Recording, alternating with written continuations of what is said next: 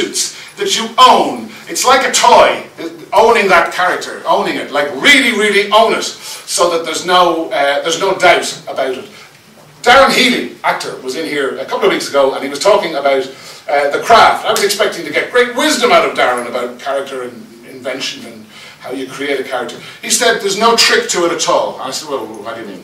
He said it's about learning your lines, and learn them and learn them and learn them. And when you have them learned, that's when you really start to learn them. And some of us are bad at learning lines. And if you're bad at it, learn the technique to be better at it. There's only one way you can learn the lines, and that is to do them 100 times. And if you think 100 times will get you there, you're only halfway there, because you've got to go the other 100 times. Do them out loud, do them to your mirror, do them to your friends, but do them and do them and do them. So that when you come into an audition here in the Abbey, the Gate, wherever it might be, that you know that piece like the back of your hand. You know it and know it and know it. Because not knowing it is not good enough. And that comes back to our friend being average and being mediocre. If you don't know it, I'm not talking about dropping your lines. Many's the audition that I've seen where somebody has dropped a line. Of course, we all think when we drop a line that the world has ended. The world is far from over when you drop a line. The world is over if you don't know the piece properly. You know, like that's a fact. But if you drop a line, nobody's going to kill you. Oh, when you drop a line, you're dead. No, if you drop a line, you need to focus. You need to pick that line up, go back a little bit, and you need to let the bullet out of the gun again. You need to get back on the horse and get going again. And if it knocks you, try not to let it knock you. I promise you, you will have practiced dropping lines. You'll have done it. You'll have done a mock audition with yourself or with your friends, and you'll have dropped a line, and you'll also have made sure that the process of dropping a line and getting back on the horse and refocusing is as significant as the piece itself. So let's just say you've got your two contrasting pieces, and we're kind of excited about the way you own those and the way you embody those, and you know about contrast, and you have a kind of a sense of, I could take on the flippin' world with these pieces. That's how good they are, and that's how alive I feel when I'm doing them. I don't feel kind of, oh God, of course you're going to be nervous, but you've got to feel, wait a minute, I can get over all that stuff, and I can stand there in front of those people, and I can knock them dead by the privacy and the silence and the stillness of what I do, or by the colour and the shape and the noise and the fire about it. But by Christ, in those 4 minutes, I'm able to own the world and be in charge of the world. And I'm not going to give them room to breathe. I'm being so still. And they're going, or I'm being so, whatever it might be, the opposite to that, that they're going, whoa, you know. Always the big question, do I look at the people who I'm auditioning or not? If you're not certain about that, or if you're going to look at them and then look away, don't. Pick a point of focus that is somewhere beyond. And sometimes it's comfortable to say, do you mind if I pick a point of focus that isn't you? And the person will say, that's fine. Or, do you mind if I pick a point of focus that is you? That's obviously the higher stakes. Because if I can't hold that, if you're giving me a dirty look, or if you're giving me grief, you know, the first thing I'm going to do is I'm going to crumble. So probably you're better off picking a point of focus that is just beyond. But let them know that that's the point of focus that you're picking. You're going to stand there and you're going to say, the piece I'm going to do, it's Richard III. You have got this amount of time to get yourself ready. You've got, the piece is Richard. You don't need to produce a copy of the script. Some people feel that if they put the script in front of you, it's a distraction. You know, there's nothing worse than having somebody giving you the script and you're kind of going, oh yeah, okay. Oh, sorry, yeah. No, don't give them that. Tell them what it is, tell them what the character is, and you've got this amount of time to get it right. Go. 1, 2, 3, 4, 5, 6, 7, 8. And at 8, I'm ready to fire. Absolutely ready to fire. I'm not in the business of faffing around. Oh, you know, do you mind if I have water? Do you mind if I, you know. I'm going to do this piece, and this is the amount of time. I'm going to do Richard III. Ready? So, I'm going to get 1. I'm getting into character.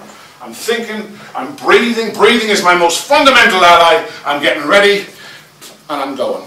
And automatically I've provided my audience with an opportunity to, whoa, get themselves into the zone while I'm getting into the zone, rather than faffing around, you know. So that's critical. Remember the second piece, you've got exactly the same time to get yourself ready. What you're going to do is you're going to You're going to explain what the second piece is. Make sure that at the end of the first piece there's a strong end.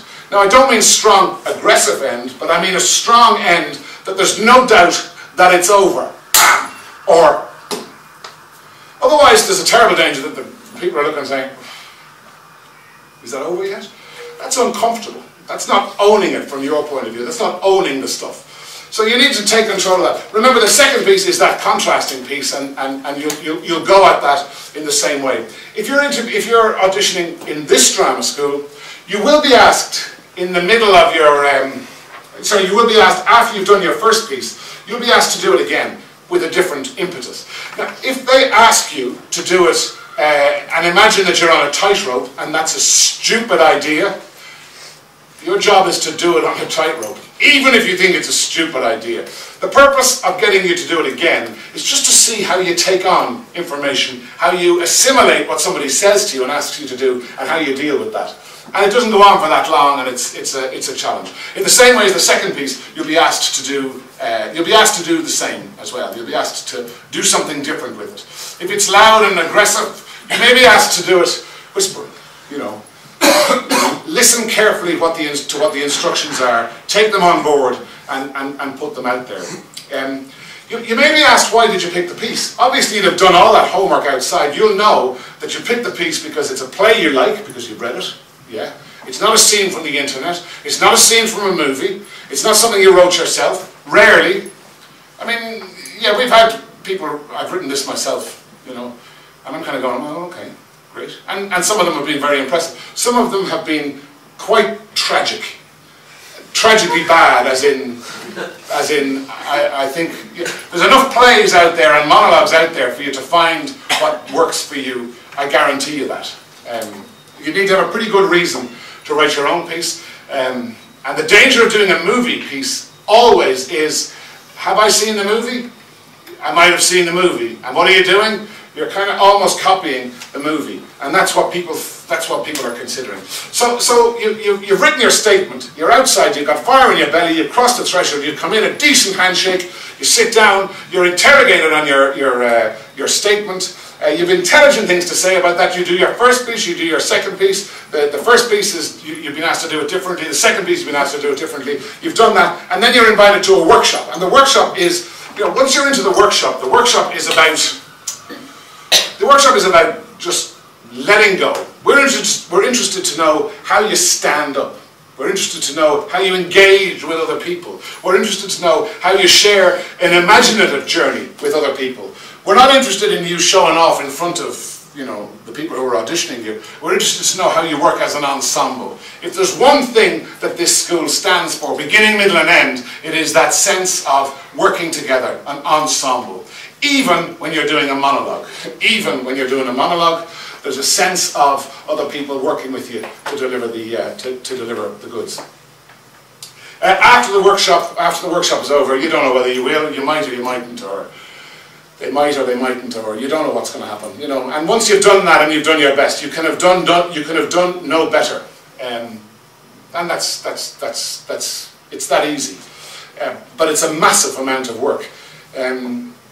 Somebody asked me once, how difficult is it? If the fire is in the right place and the passion is there, this is a life decision. You know, if you decide you've got to go to Rough Magic and audition, then we'll come to that bit in a moment. But if you decide that that's what you've got to do, then that is what you've got to do. And come hell or high water, you'll find yourself there.